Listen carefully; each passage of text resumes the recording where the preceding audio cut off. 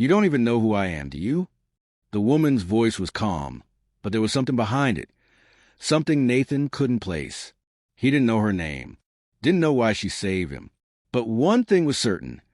The night she found him wasn't a coincidence. And neither was this moment. The hum of the kitchen faded into the background as Emily Carter untied her apron and hung it on the hook by the door. Her shift at Rosie's Diner had stretched well past midnight, the kind of shift that gnawed at her back, burned to her feet, and left her wrists sore from balancing too many trays. But that was life now, a never-ending loop of exhaustion, bills, and her little boy's hungry smile. The only thing that made it worth it was Ethan, her 7-year-old bundle of energy. His drawings filled the fridge, and his questions, "Mom, do dragons live in New York?"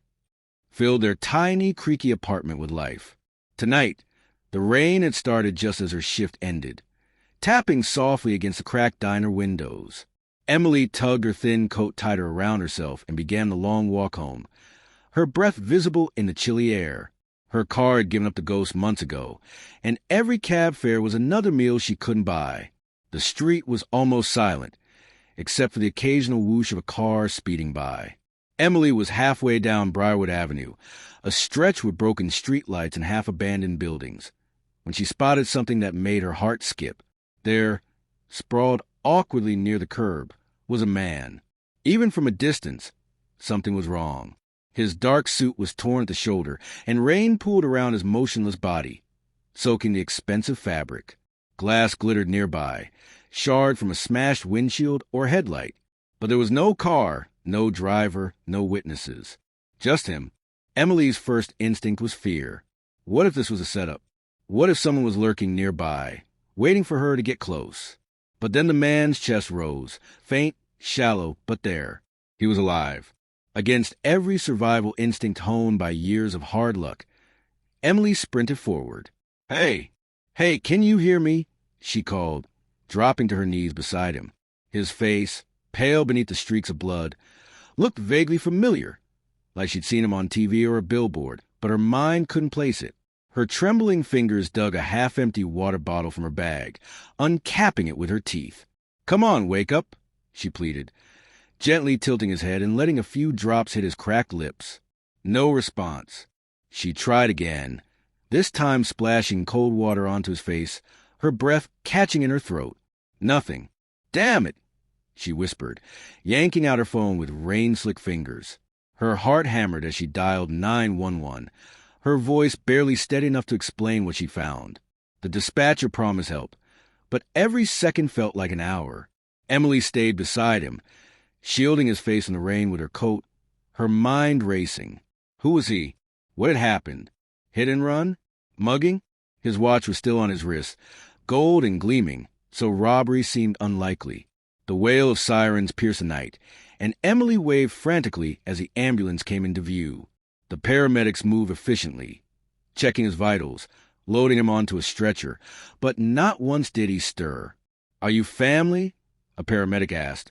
"No, I just found him." Her voice sounded small. They started to close the ambulance doors. "Wait." Emily's feet moved before her brain could stop them. "I want to go with him." The paramedic hesitated, then nodded. "All right." The emergency room was a blur of fluorescent lights and sharp antiseptic smells. Emily sat hunched in a plastic chair, biting her nails, ignoring the curious glances from nurses and other visitors. "Miss Carter?" The doctor approached, his expression neutral. "He's stable now. Out of danger, but unconscious. Do you know him?" Emily shook her head. "No. Strange. He had no wallet, no ID, nothing on him except a phone with a shattered screen. Can I pay for his initial care?" The words were out before she fully processed them, and the doctor's eyebrows lifted in surprise. "You don't have to do that," he said gently. "We have protocols for her. Please." Her voice cracked. Just the first night. The doctor hesitated, then nodded. It wasn't logical. Her bank account couldn't handle it. But Emily knew all too well what it felt like to have no one. If some stranger had found her on her worst night, she'd want them to care. As she handed over her debit card, she didn't notice the nurse watching curiously from behind the counter. or the security camera capturing her weary face. When Nathan Hale woke up, his head throbbed like a drumline was practicing inside his skull. The sterile whiteness of the hospital room was blinding, and for a few seconds, he couldn't remember anything. "Mr. Hale," the doctor greeted, calm and professional. "Glad you're awake." "What happened?" Nathan's voice came out hoarse, every breath stabbing at his ribs. "Hit and run. You were unconscious when a woman found you and called 911. She stayed until you were stable." Nathan frowned. "A woman?" "A waitress. From what we gathered, she paid your initial bills before she left." Nathan's brows shot up. Billionaires weren't used to people doing things for them out of kindness. "Do you have her name?" The doctor shook his head. "She didn't leave any information, but our security footage might have caught her." "Give me that footage," Nathan said, his CEO voice back in full force. 3 days later, Derek, his assistant, placed a tablet on Nathan's desk. On the screen was a grainy image, a rain-drenched woman, exhaustion in every line of her face, but her eyes, those eyes, were soft and determined. "This is her," Derek said. "Emily Carter. Single mom. Works at Rosie's Diner. Lives in a rundown complex in Midtown. Struggles to pay rent. No criminal record. Just a regular person." Nathan stared at the image for a long moment. Find out everything about her. Derek left without another word. The first thing Nathan noticed about Emily's apartment building was appealing paint and rusted stair railings. It was the kind of place people slipped through the cracks. Places Nathan usually only saw when reporters tried to drag out stories about inequality and corporate greed. When Emily opened the door, her eyes widened in shock. "You're," she whispered. "The man you saved," Nathan said softly. "May I come in?" Her instincts screamed no. Rich men didn't knock on doors like hers. But curiosity won out. She stepped aside. The apartment was tiny, cluttered with Ethan's toys, stacks of bills, and second-hand furniture. Ethan himself peeked around the corner, eyes wide. "I don't understand," Emily said, arms crossing defensively. "How did you find me?" Nathan smiled faintly. "I have resources." She bristled, expecting pity, but Nathan's expression was warm. "I wanted to thank you." "You don't have to." "I do," Nathan said firmly. "You saved my life. You paid my bills when you couldn't afford your own. That's not something I can ignore." Emily's throat tightened. "What do you want?" "To help." Nathan's voice softened. "I'm offering you a new apartment. Safe, clean, close to work. And a job in my company. Something that pays well enough so you don't have to work double shifts." She shook her head. "I don't want charity." "This isn't charity," Nathan said.